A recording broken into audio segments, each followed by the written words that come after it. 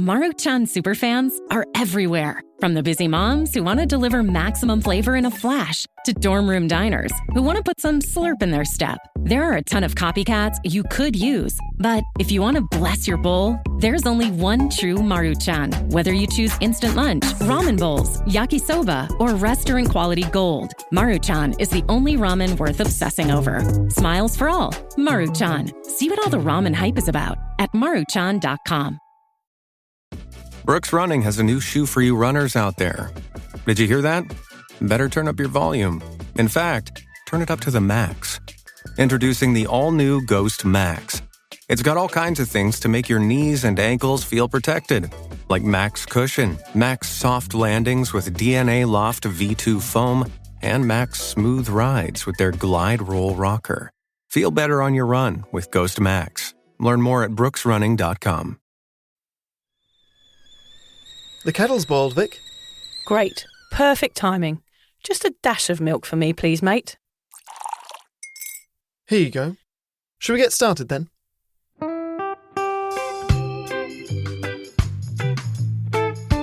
Have you ever woken up on a Sunday morning and said, I'm never drinking again, and then found yourself waving $50 at a barman by happy hour?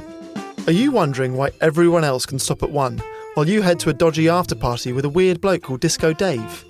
If so, it might be time to take a deeper look at your relationship with your reliable social crutch, alcohol. On each episode, we'll investigate our own dysfunctional dealings with booze and find out if it's possible to stop this deeply ingrained habit before things get too messy. Yep, we're going to open up a shame shed of humiliating drinking stories to help you understand why waking up from a booze coma each weekend with a kebab sticking out of your top pocket might actually be negatively impacting your health.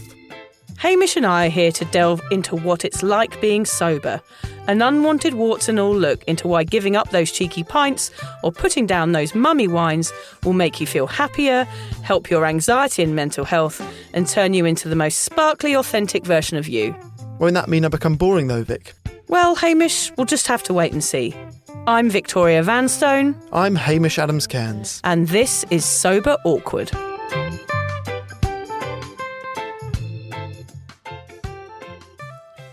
Yeah, so how was it, Hamish? You were staying at my house. Were you rifling through my underwear drawer? Yeah, I spent most of my time in your underwear drawer. That's what you expect from house sitters.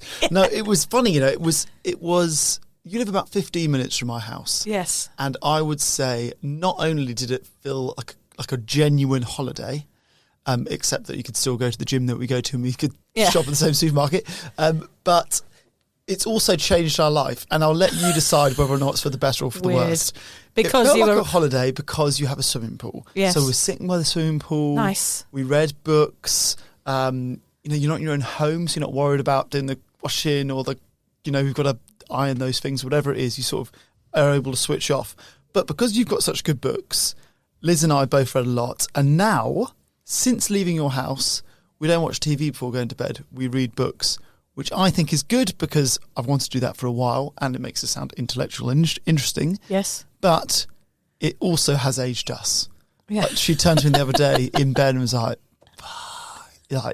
is this now? Are we now that age where we just read books and then give each other a kiss on the cheek and go to bed? I think you need to worry, Hamish, when you get to the stage where I'm at, was when you're doing a crossword in bed at night. Oh, yeah. Yeah, which is I do enjoy doing a crossword before I go to sleep. Yeah. So, that's a kind of different level, isn't it? Is that a step down from reading books? Yeah, step down.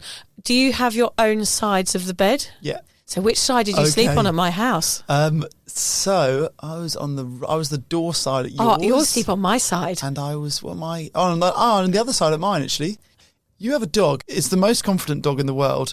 I know Sandy relatively well. We come to your house every week. Within a minute of getting into bed, Sandy's in. She's straight in. Oh, yeah, she's in. In my face, lying on my pillow. We gave her half of the whole bed. So if you think of a bed as a sandwich cut in half from top left to bottom right, Liz and I are in one of those halves, and Sandy had the entirety of the rest of the half. Yeah. She's so confident, just straight in. Straight in. Yeah. And it's funny when you first get a dog, like people, like John's never had dogs. He's never grown up with dogs.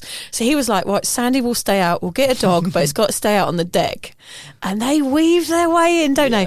Within a week, she was up on the couch. Within the second week, like he was sleeping with her under his arm every night. And then now in the winter, she goes under the quilt. So you just lift up the quilt and she buries herself in the quilt. Yeah. It's either she's under the duvet or she's on my pillow. Yeah, so she's I'm literally on your sharing head. my pillow with Sandy. She doesn't like some people, though. You're one of the lucky ones. If she doesn't like you, you're in trouble. There is something to be said for getting a dog in sobriety, because they keep you so entertained. You can go for walks. They're always happy to see you. It is a real mood lifter having a dog. Yeah. And she actually went missing last week for a couple of hours before we went away. We house sat. Yeah. I was slightly nervous that we were onto a runner. Yeah, it was frightening. And we went, this is quite funny actually, but we put it on the local community page because we were like, our dog's gone missing. We were going away. We're like, oh my God, our Sandy's gone missing. And we were all traumatised. And I went out to look for her and the whole of Majimba was walking around and it was raining. And I was like, oh my God, everyone's so nice in this community. And then we found her. And she had gone into the cupboard in Nellie's room and hidden behind a box. She was in your house? She was in the house. Oh, no. I didn't put that on the community pages. I did not know that. No, she was in the house. Yeah. So on the community pages, I just went, we found her. And this week, everyone's got sick, everyone's got colds, everyone's got fevers. Yeah, everyone was walking around in the rain looking for her. I was too nervous to put that she was actually just hiding in the cupboard. Okay, secret's out now. The secret is out, everybody. Yeah, but poor Sandy, I was literally blubbing my eyes out. You become very attached to dogs. Yeah, we lost a dog once. Oh God, it's the worst. Yeah. The kids were beside themselves. Yeah. The panic in our house, it was awful. Although the reunion, so we've used to foster rescue dogs, and we found this particular dog a home, and within 24 hours they lost it. And we were out. It was in Maroubra. We were in Maroubra in Sydney, 24, maybe 30 hours looking for her, and then when she got found and returned to us, it was the most emotional I've ever been. You know when you cry in front of a child and they don't know how to react because you're an adult, you're not meant to cry. What's the dog doing? This child gave me this dog, and I was on the floor, and Liz was on the floor, and the owners were on. It was way more dramatic than having a child, way more emotional than having a baby. Isn't it funny? Yeah. You don't realise. Like, I didn't realise how attached I was to her until she went missing the other week. We were absolutely traumatised by it. Well, Hamish, seeing as it's the new year and we've already done our New Year's Day episode, we know that a lot of people will be giving sobriety a go. So I thought we should address the moderation headfuck. Yes. Sorry to put it so bluntly, but that is what it is. A big brain melt that annoyingly preoccupies sober people on their sober path. Now, we heard how William Porter deals with cravings, which can come into play here a little bit. But today we want to focus on why attempting to moderate will give you a massive cranium ache and drive you round the bend. And why being fully sober wins the race every time, freeing you from alcohol's slightly sweaty palmed firm grip. Yeah, I remember you and Lucy doing an episode called The Moderation Pixie, and you describing attempting moderation like you have a naughty pixie on your shoulder telling you to rebel and not be so boring. I like to think of my moderation pixie as a little Craig David, singing tempting sweet nothings into my ear. Yes, he's a pesky little fucker, that pixie. He's not, yeah, that little Craig David pixie. Not the Craig David that's like one. My biggest fear is having a Craig David pixie Craig on my David on your shoulder. Monday, Tuesday, what's that song? 7 Monday, days. Tuesday, Wednesday. One of his best. Yeah, I wouldn't want that telling me to have one more or everything in moderation. Those little things are always hoodwinking you to get you thinking about drinking. But really, moderation is something that has slid into my mind at times. Maybe I could have just one a month or one a year. Surely that won't hurt. But the longer I do this podcast, Vic, I'm forced against my will to listen to you drone on endlessly about the dangers of booze and mind-bendingly brilliant sober life is. The more I understand why the moderation fantasy and that damn pixie are just there to keep us preoccupied with alcohol, to make us believe we want to drink, that we have to drink, that drinking is how we have fun, that drinking is the be-all and end-all of life forever and beyond. Funnily enough, we had a bit of a chat about this on the way here, didn't we? That's exactly what's come up. So Hamish has just read Sober Curious. What would be your reason to drink again, Hamish? Yeah, well, that's what I haven't figured out. So she talks about the difference between sober curious and sober. She talks about alcohol's not the problem. It's the way we as humans use alcohol that is the problem, which is mainly drinking to excess. I think this is where we differ a little bit here, because you are not the problem drinker. You are what we call the normal drinker, and I would class myself as a problem drinker, whereas 1 is an option for me. Yeah. So I know that having 1 leads to 2 and 2 leads to 3 and 3 leads to whatever. So I could never achieve that. And I've tried in my life. I've tried moderation. So I know I can't achieve that. So it's really shaky ground, that sort of angle, that perspective on sobriety of perhaps having 1 occasionally. It's not possible for most people who have a drink problem. And I think that's often where the normal drinker like you may feel like it's okay to go back to drinking, but will probably find yourself not able to do it either. I'd be interested to see. Well, like Ruby. She went. She wrote a book on it. Yes, she's exactly. Now she's sober. So there's got to be some benefits.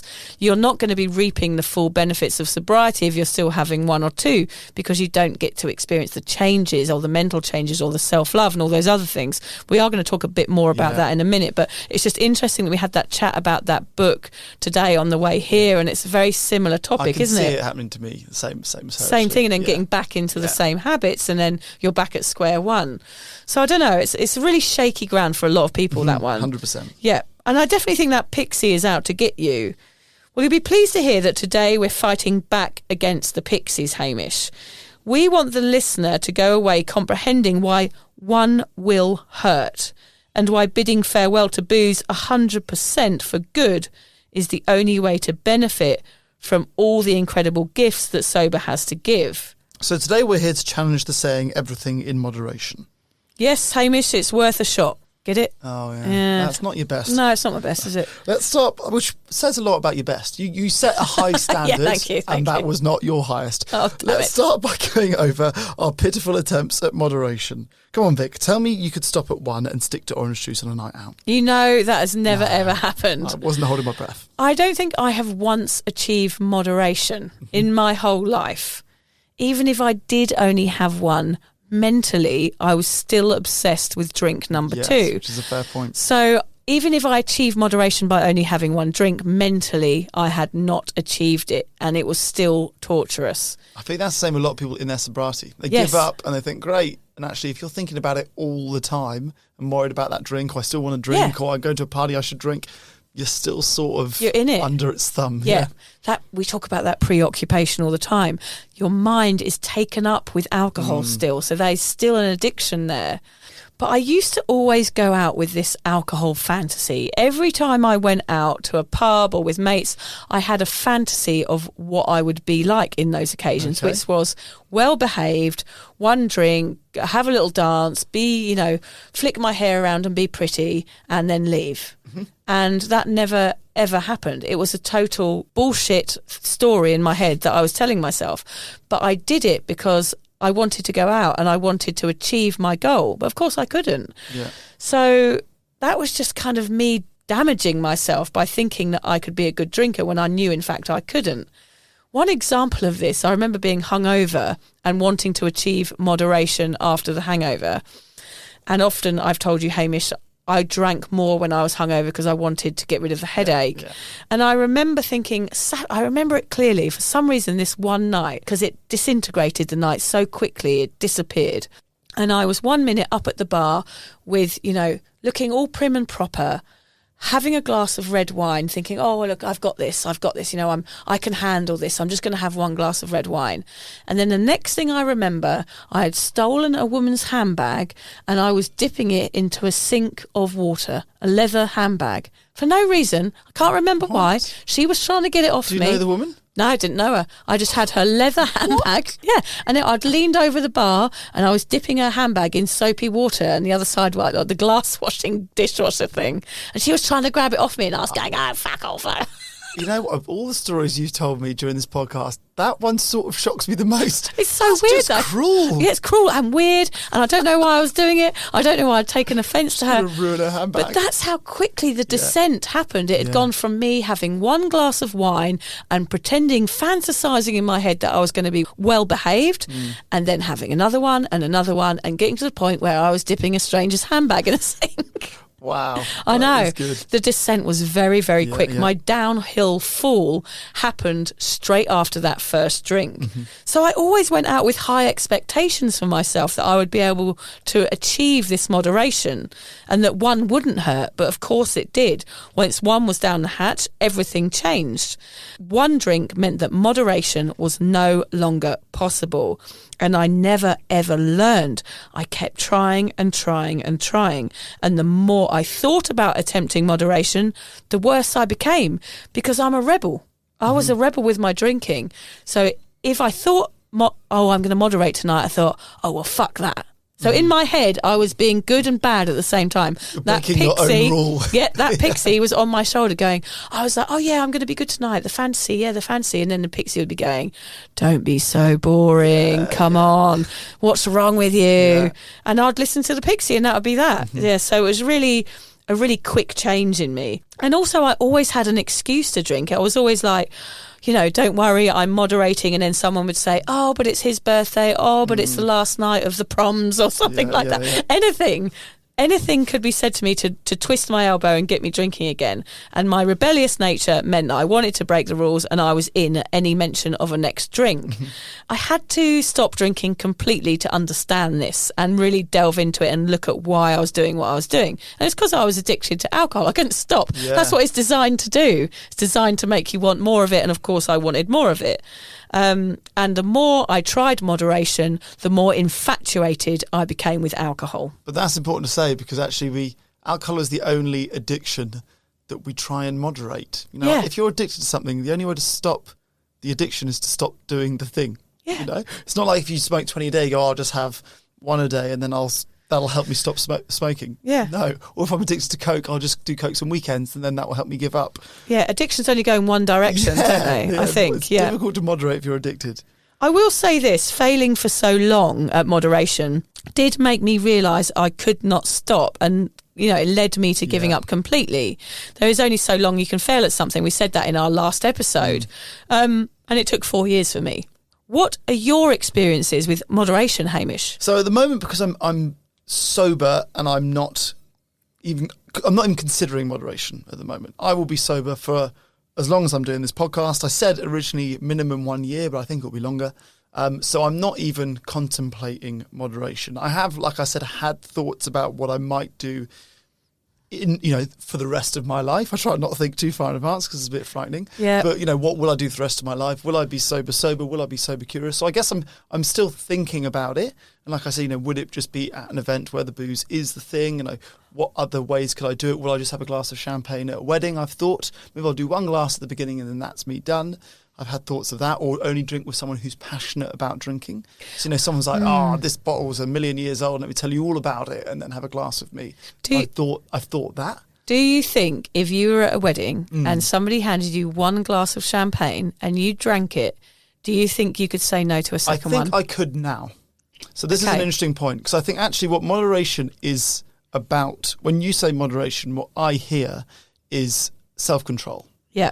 And I think my self-control and I've only been sober for a few months now, my self-control is much better now. And I'll give you 2 examples that happened this week of my good self-control. Holding toilet in? Okay. Yes, no longer peeing in the corner of my bedroom, even when I really need to go. No.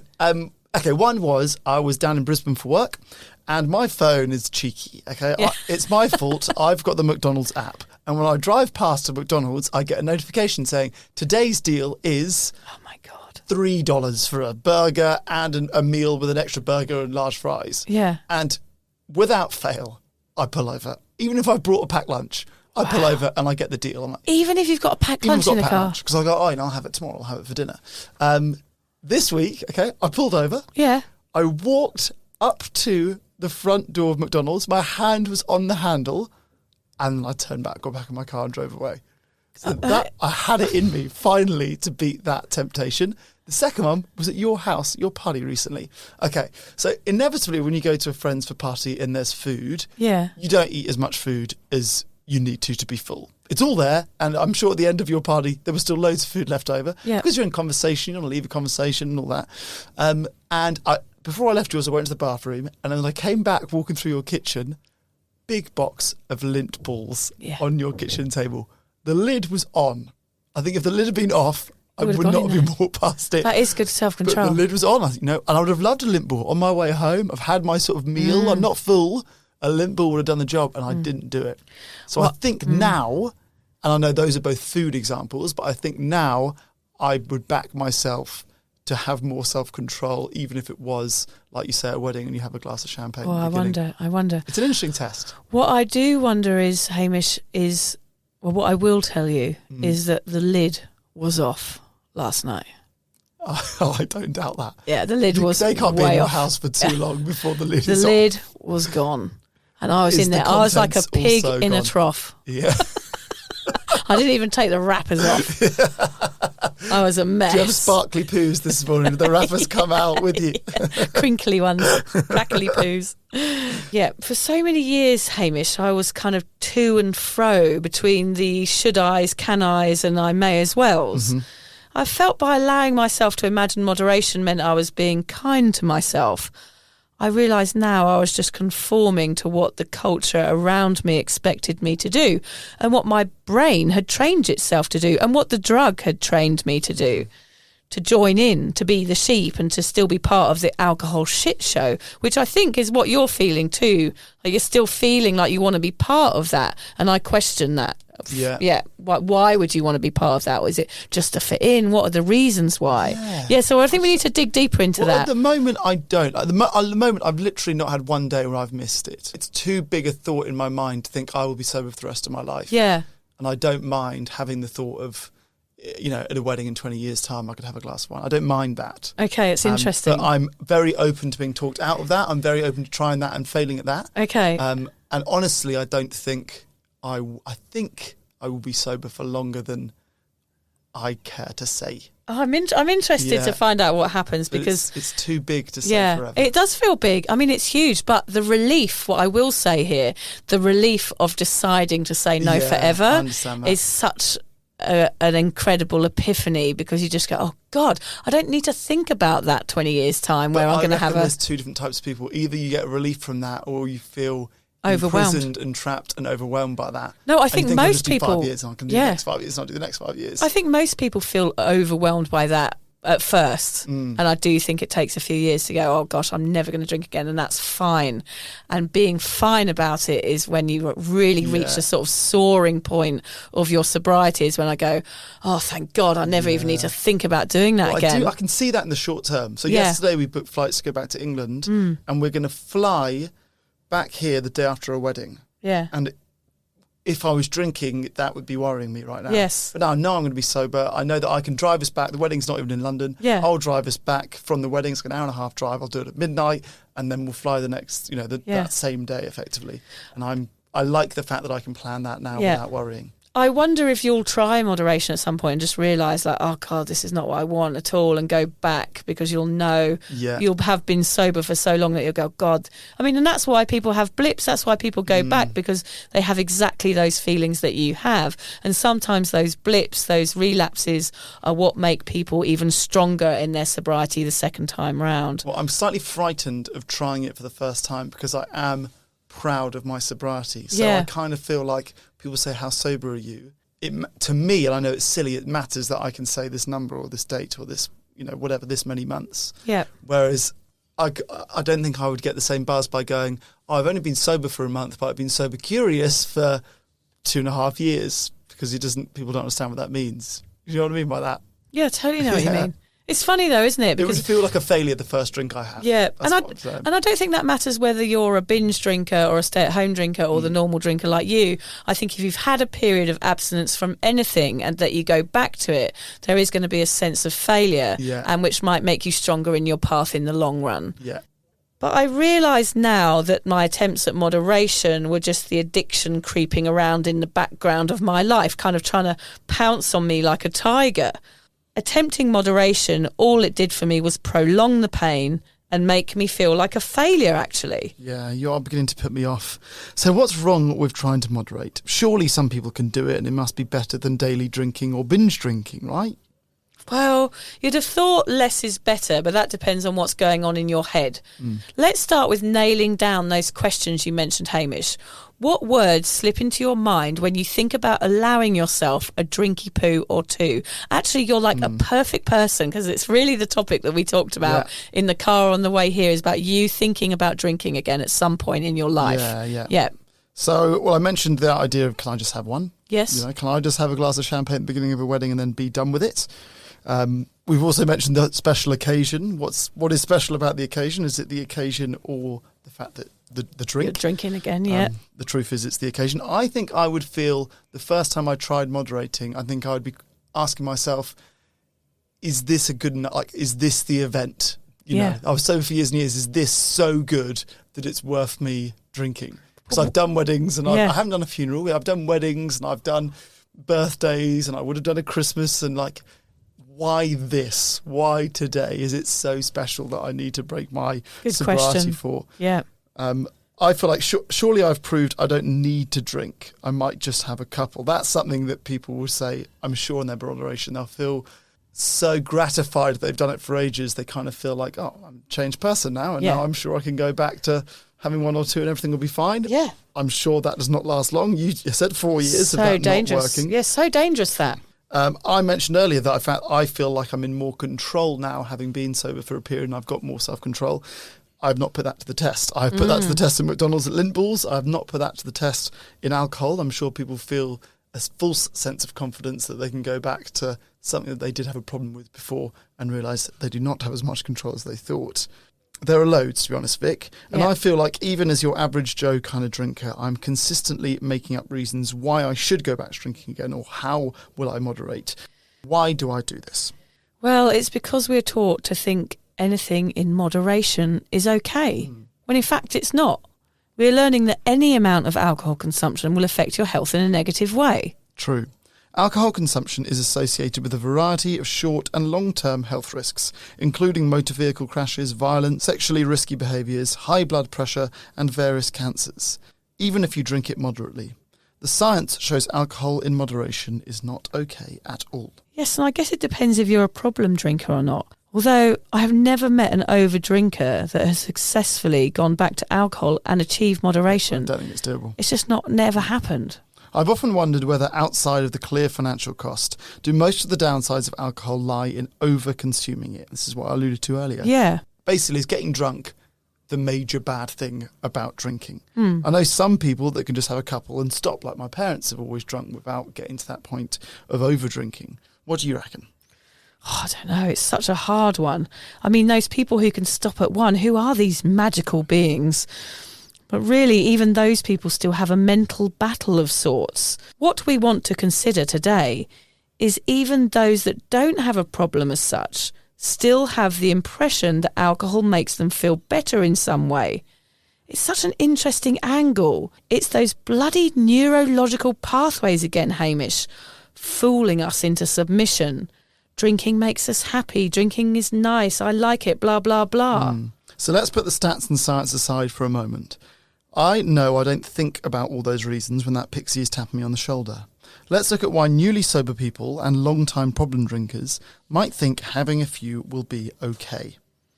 I guess it's because you still want to feel like part of something. Yeah. I mean, that would be why you would, that's what you're saying, you'd do it. You'd do it to feel like part of that event, because that's the big event. Partly, although I now do feel like I'm part of something, which is the sober movement, which is Much cooler, Hamish, yeah, much cooler. it is, isn't it? I do, and I like the fact that most people aren't doing it. Yeah, and you have to be strong and you have to be fierce to be sober, and you have to like walk the walk and talk the talk. Yeah. So it is a strong thing to do. But I do understand why people want to blend in and be part of a bigger group, you know? Yeah. If you would like to support the Sober Awkward podcast, we're excited to announce that we've joined Patreon. Patreon is a membership platform which allows you to give back for the content you love. By buying Sober Awkward a cuppa once a month, we can keep the giggles coming and continue sharing our sobriety message. By joining Patreon, you get access to Sober Awkward merch, extra content, special promos and loads more. Just find the link in the show notes or head to patreon.com and search for Sober Awkward. And together we can learn how to feel the awkward and do it anyway.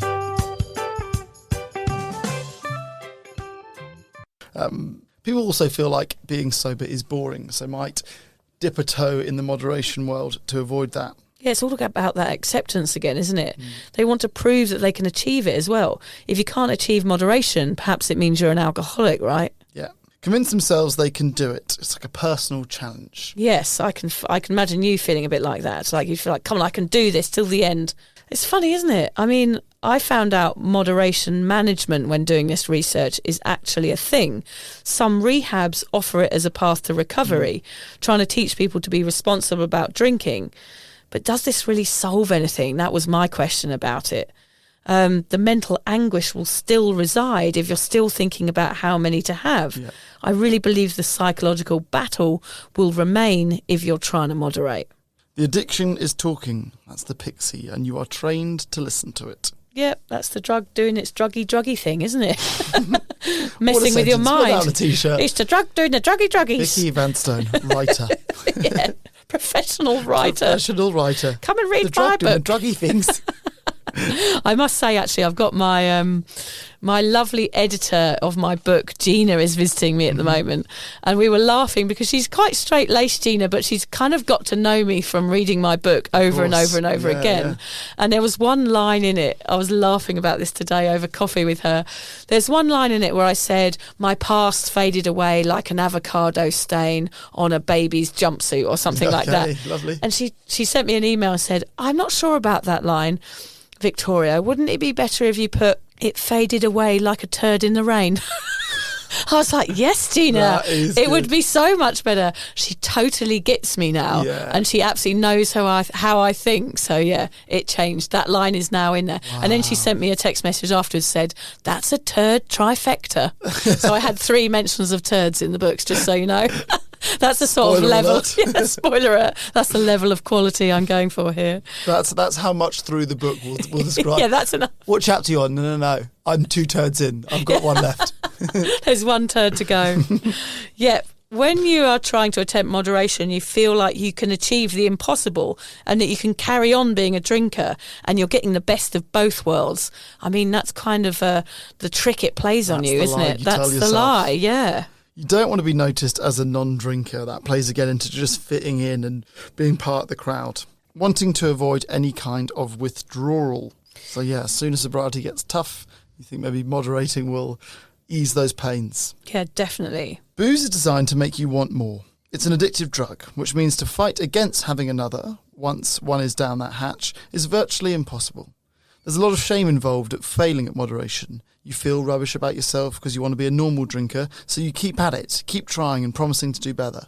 But don't blame yourself. It's booze doing what booze is meant to do, and it's nothing to do with the pixies. It's all to do with the reward centre in your brain. Alcohol increases the release of dopamine in your brain's reward centre. The reward centre is the same combination of brain areas that are affected by virtually all pleasurable activities, including everything from hanging out with friends, going on vacation, getting a big bonus at work, ingesting drugs like cocaine or crystal meth, and drinking alcohol. By jacking up dopamine levels in your brain, alcohol tricks you into thinking that it's actually making you feel great, or maybe just better, if you're drinking to get over something emotionally difficult.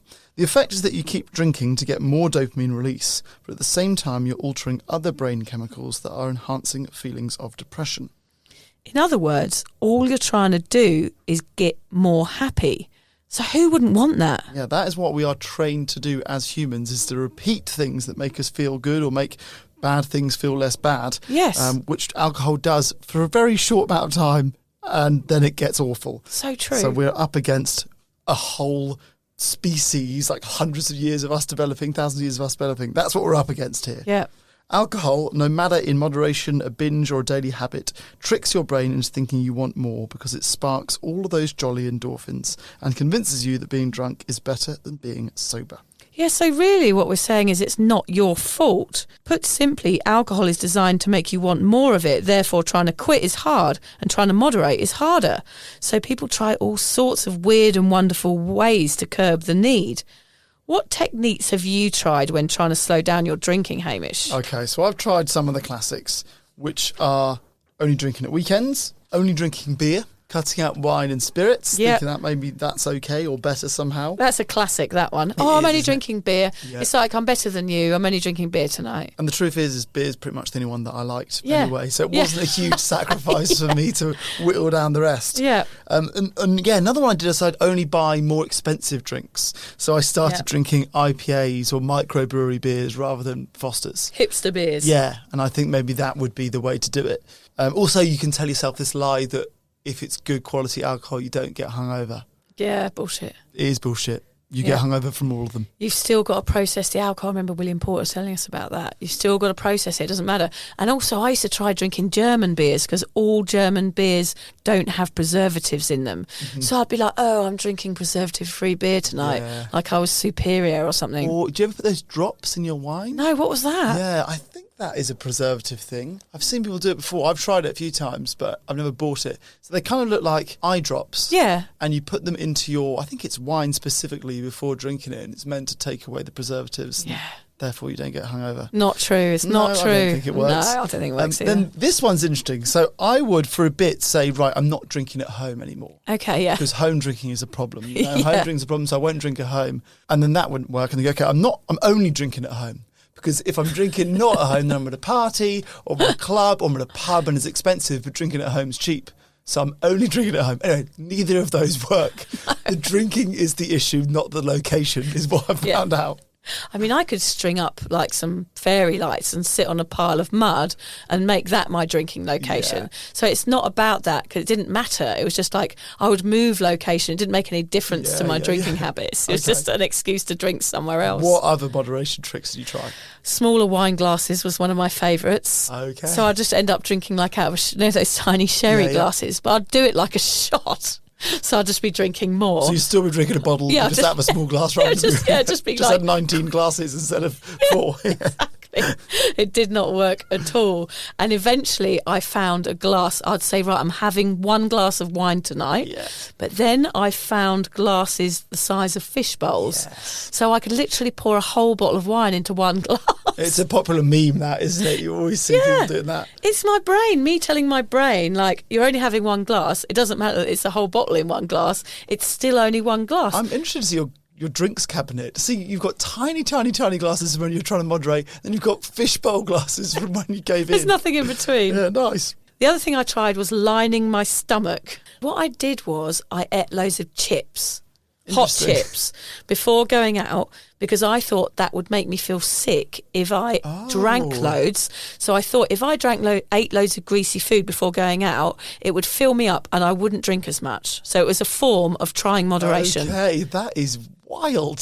What is Is your it? brain Is telling it? yourself there? You make me feel bad about myself because I think these things are like half normal. You think that's genius, huh? Here we go. I was like, yeah, it's bloody Chips and genius, gravy. mate. Chips and gravy before you go out. I think I had a mate who used to drink milk before going out. I don't know if that was thinking I'll be full, or if he thought that milk undid hangovers. Well, I did milk afterwards you? when I was Oh, yeah, hungover. we Yeah, talked about that. Yeah, Milk yeah. and McDonald's. I used to do milk, but what happened was because I was rubbish at moderation because when I had one down the hatch, I was out for the night. Yeah. I would then puke up Chips and start gravy. again chips and gravy. Yeah, chips and mash. It was afterwards. I could never do that. I've never successful is not the right word, but like thrown up during the night and then carried on drinking. Oh, I every used to do time it I all threw the up, time. that was curtains for me. Oh, I would have called you a total lightweight for not doing that. Yeah, I would literally be going like, Hamish, go and puke up. You'll be fine in a minute, and then come and have another You drink. feel much better than coming out. I thought that was normal Yeah. to tell people to go and puke up. It's wild, What is isn't it? wrong with me? Oh my God. And I thought I wasn't alcoholic. Listen to me. The other thing I did was keep it neat. Now, this sounds odd. Okay. Oh, gosh, I always expose myself, don't I, too much. I thought that not adding soda to vodka would be a good idea because then at least I'd be getting more drunk and would drink less, but I'd be drunker and there'd be less volume. So I thought, well, that is drinking less because there's not as much volume. So I'd just drink. You cut out the mixers. I'd cut out the mixers. So volume-wise, you are drinking less, but alcohol-wise, Yeah. exactly the same. It amount. looked like moderation to me. Interesting logic. I did the same as you as well. I got the good stuff, so I bought expensive wines, Yeah. trying quality over quantity. Never worked. Yeah. Just made it more expensive. Yeah. Yeah. I took breaks, water between wines, paused before ordering a bottle after having one glass. Like, it was literally like 5 seconds. Oh, shall I have another one? Yes, I'm getting the bottle. It was more of a show that to hide the fact that I couldn't stop once I started. So I felt like if I went out and pretended to my friends, oh yeah, look, I'm trying moderation at the moment, at least it looked like I was trying. Yeah. Yeah, bad, never worked. I did the old only on Fridays, only on birthdays. Last time I tried moderation was at a mate's birthday. I remember it clearly. I had to be home early because I was working at the market the next day. So I always tried to moderate if I was working. Yeah. I had to be up at like 5 o'clock to do the markets. And I promised to only stay for one and had a posh bottle of wine. That went down. The next thing I remember, I was snorting Coke off a bog lid. Like, that is my attempt at moderation right there. That is awful, isn't it? With a stranger. I remember it was a stranger. I didn't know who they were. I had lipstick all over my face and I looked in the mirror. That is how moderation went for me. I'm going to do well. Now I'm snorting Coke off a bog lid with a stranger. Oh, God. Yeah, it's terrible. Hearing all of those, and mine as well, moderating is a lot more work than not drinking, isn't it? Just so many rules that you try and create to justify it. Actually just not doing it is a lot easier. I remember Lucy used to eat salmon on a Friday because she thought that would help her feel more full. There's all these other old things like old wives' tales, like that you should do, like eat meat on a Friday or have eggs before you go drinking or drink 3 pints of fizzy water. All of these things, they never ever worked. Oh, there's all those pills that claim to be the hangover pill. Right. Like we've completely figured it out. It's like 10 quid, they sell it at an offie.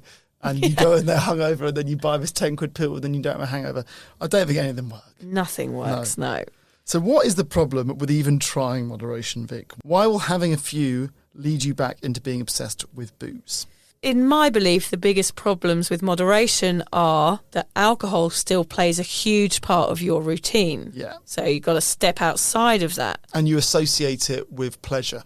Yes. That's what people do, is you associate alcohol with pleasure. It's the thing that I do when I've finished my week at a party. I'm at a nightclub, I'm at a wedding. And actually that pleasure is completely independent of the alcohol, is what you will figure out once you go sober. So true, Hamish. And it's still playing a role in your life then, isn't it? That I can or I can't. And that argument is here to stay. That can I, can't I is mind-bendingly boring after a while. Like, I used to dread it. I used to dread going out because I couldn't bear the thought of having one and then wondering if I could have another one. It was so boring. Right, yeah. Can I? Should I? Will I have a panic attack the next day? Will 3 give me a hangover? What if I just have 4 and then come home? It was an absolute drain on my life. And I bet that also made you a particularly boring person to talk to at a party because you're not focused on the conversation. You're more worried about the next drink. I was never focused on the conversation. I was totally obsessed where the next drink was coming from. And also, you do not get any benefits of not drinking if you are still thinking about drinking. You won't grow if the drug... Just on that one. Yeah, go on. In that book I just read, talks about, although the alcohol may not be in your system for all that long once you've drunk, some of the chemicals are in your system for 4 days. Oh, really? So Ruby was saying, I think most people can relate that most people in the world, I would say, have a drink at least every 4 days. So the chemical component of alcohol has probably been in most people's systems since they were like 16, 17. So 20 years that something to do with alcohol has been in your system. Yeah. That is crazy, isn't it? And that is what we're saying. Moderating, if you drink once a week or once, only Fridays, whatever, the effect of that alcohol is still in your system for almost a week after that. I will recommend that podcast again. I know we've mentioned it on here before, but listen to the Huberman Lab podcast on alcohol. It was out a couple of months ago and it talks about just that. In that podcast, he is not talking about problem drinking. He is talking about someone who has 1 drink a week or 2 drink a week. Okay. And the effect that has on your anxiety and your health throughout your life. And it is incredible how... you would call that moderating, I guess. Absolutely. And how moderating alcohol is affecting your body and all the things it causes. Yeah, it is absolutely brilliant. And it is quite shocking. Also, you won't grow if the drug is in your system. You don't develop mentally. Like, for example, Hamish, when I gave up drinking, I started writing. I didn't even know I could write. And now I can write. And that's what it does. It stunts you and it stops your brain from working. And only when you stop do you realise that you haven't been functioning properly as a human. And you won't heal from all your past traumas. That's a whole other thing. You have to face your emotions, of course, when you give up drinking. So therefore, there's so much to heal. And you'll eventually go back because you feel like a failure. Those feelings of attempting moderation and failing make you want to drink more, of course. And it is the slow path back to alcoholism. It doesn't solve any issues. It prolongs a problem.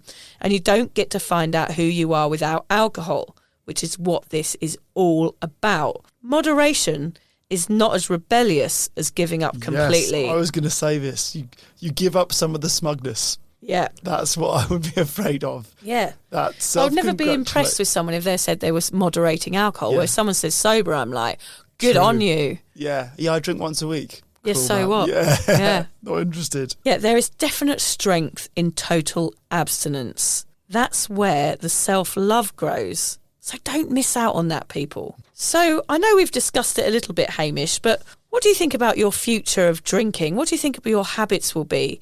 I imagine as the normal drinker, you're thinking about moderation when you reach your 1 year. Is that right? That's what I was thinking. Honestly, that's what I said at the beginning of the episode. Yeah. And now that we've just talked through whatever it's been, Yeah. I can see the downside of that. Like I'm less tempted. I think alcohol is obviously an incredibly powerful drug. Yeah, enticing. And the world doesn't treat it as a powerful drug. We don't treat it as we would meth or heroin or cocaine. And we should really be thinking of it that way. And you shouldn't do crystal meth all the time, but we do alcohol all the time. We do drink alcohol all the time. So I think that I've always said that I'm very open to being talked around. My opinions on alcohol are not rock solid. I'm very open to being malleable and talked in and out of it. I don't know. I feel like this conversation has sort of talked me out of the idea of moderation. I've always said that I would treat alcohol differently, and actually even that might be treating it as something I never want to do. But I think either way, giving up booze for a period of your life will highlight the importance of treating alcohol the opposite of the way you used to treat it. Like it's a powerful drug and most people down pints of it all the time. Yeah. You shouldn't be doing that. Yeah, so it's funny, isn't it? Because I keep saying to you the same thing, which is, why would you? Yeah. After this conversation, it's like, well, you know how it feels to not do it. So the reasons, what would the reasons be? Yeah. The first thing that comes to my mind is a shared experience with someone. Okay. So somebody going, let's meet up and go for a drink and have a chat. Yeah. And that's what comes to my mind. Although I know the logical, having not drunk for a while, I'd be more than happy to meet up with you for a drink, but I'll just drink a different drink to what you're drinking and we'll still have that shared experience. Yeah, it's funny, isn't it? Who I think knows? what I'm going to do, Hamish, is I'm just going to follow you around for the next 10 years, Thanks. very, very closely, like ghosting you, when people walk We're in getting your back to that steps. location setting thing on my phone again, aren't we? I've got your location now. I'm just going to follow you around, and if you ever pick up a drink again, I'm going to leap on it and tear it out of your hands. Okay. Yeah, Okay, that just seems so you logical know. and fair, yeah. I'll tell your kids they're not going to see much of you for the next 10 years. Oh, what are you doing? Oh, just about following Hamish again. If you choose not to listen to that moderation pixie, you choose freedom, and freedom from alcohol forever. Yeah. Is that being kind to yourself drivel again, isn't it, Vic? It is. We love a bit of being kind to yourself, drivel. You know we love on this podcast to shower the listeners with lessons about self-love. But I do get it. You choose your mental health and your physical health over the drug. You choose to live life to the fullest. I'm already new to the game, and already I can see why even a tipple would pop this sober bubble and trample all over the work I've done. Moderation could destroy this amazing, unexpected euphoria, the joy that sober life brings. It does sound a bit preachy when I say that, It doesn't does sound a bit preachy. Sorry. You're reminding me of a cult leader I once slept with. Anyway, for me, once I decided one would hurt, I felt a massive boulder lift from my chest. I remember my therapist, actually, Hamish, I remember her saying to me, it sounds a very simple sentence now, but she said, "You don't have to drink, Vicky."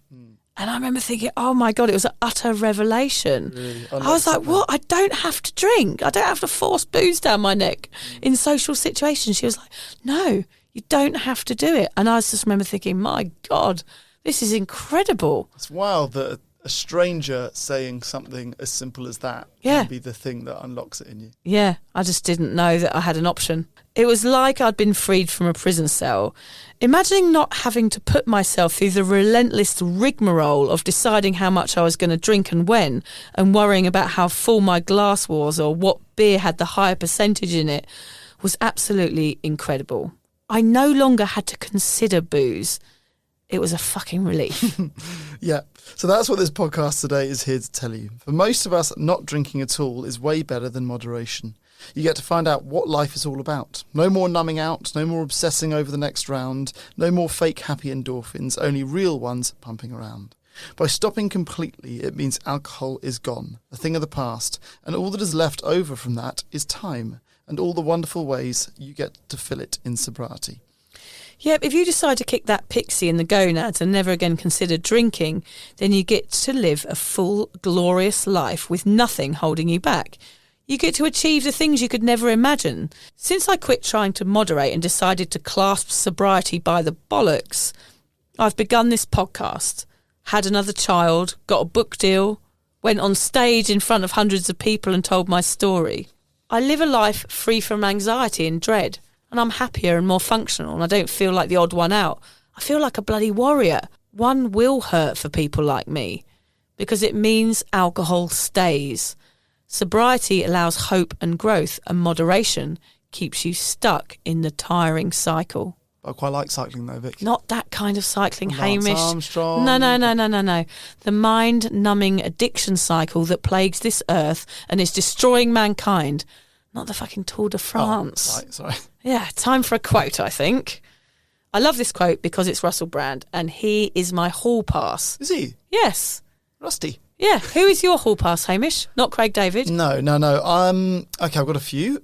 Emily Ratajkowski, Yeah, she's gorgeous. newly single. Oh, yes. Lot of pressure on my No, relationship. she's not. Oh, you think? She's going out with Pete Davidson. They went on a date. Yeah, he's all over her. He's on a hot streak. Yeah, he's on a hot streak. Mila Kunis. Oh, yeah, she's gorgeous. Yeah. She's maybe one. And then Jennifer Aniston. And Liz says Jennifer Aniston is boring because it's like too obvious. Too 90s. Although, but that's the whole point. Yeah. All three of them I know are fairly obvious. Although my one less obvious one, although Jennifer Aniston obviously famous for Friends, I did once have a sex dream about Courtney Cox, and that changed her for me for a long time. I was never attracted to her, and I have been since.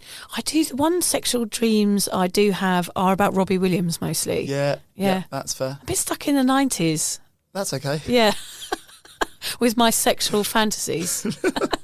What a sentence. But I also had a dream that I worked in a poo factory, so don't listen to me. But was it a 90s poo factory? It was, yeah. It was analogue. Analog.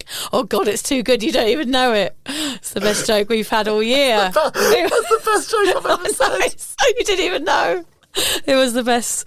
Oh, God. End the episode, end the series. The end of the series, like, that's it forever. Hamish just did a log joke without knowing it. An anal log. An anal log. Oh, a my poo God. factory. Oh, God, it's so good. We're going to have to pause and have a moment of just respect for that joke, I think. God. Oh, that's good. Right, do you want to read it? You read it. No, I can't. I'm laughing. Okay. You need only allow gentle hope to enter your heart. Exhale and allow hope, and give yourself some time. This is the process of change that requires a good deal of self-compassion, which is neither stagnant nor permissive. We can just start by being a little kinder to ourselves and open up to the possibility that life doesn't have to be so bloody awful.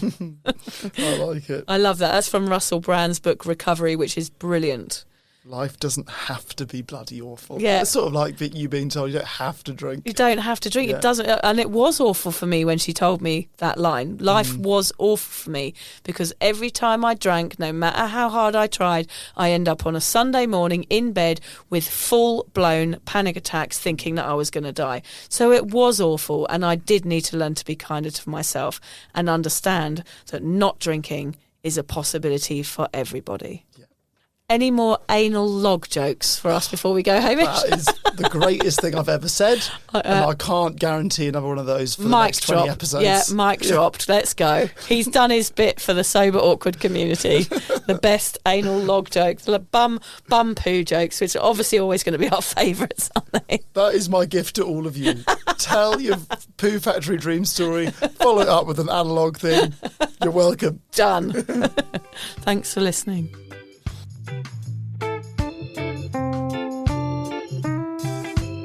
If you're questioning your relationship with booze, you're struggling to moderate, or your hangovers are causing anxiety, it might be time to reach out for some support. Yeah, just talk to a mate about how you're feeling, contact a local doctor, find an AA or sobriety group. Vic's got one. Yeah, just head to www.cuppa.community. Remember, if you're questioning yourself, it might be time to seek support. Even though this journey can be awkward, it is definitely worth it. And if you've enjoyed the Sober Awkward podcast, don't forget to review it, rate it, and share it with your mates. Do they have to share it with their mates? Yeah, of course they do. I'm not doing this for nothing, Hamish. Bloody hell. How do they share it? I don't know, just write it on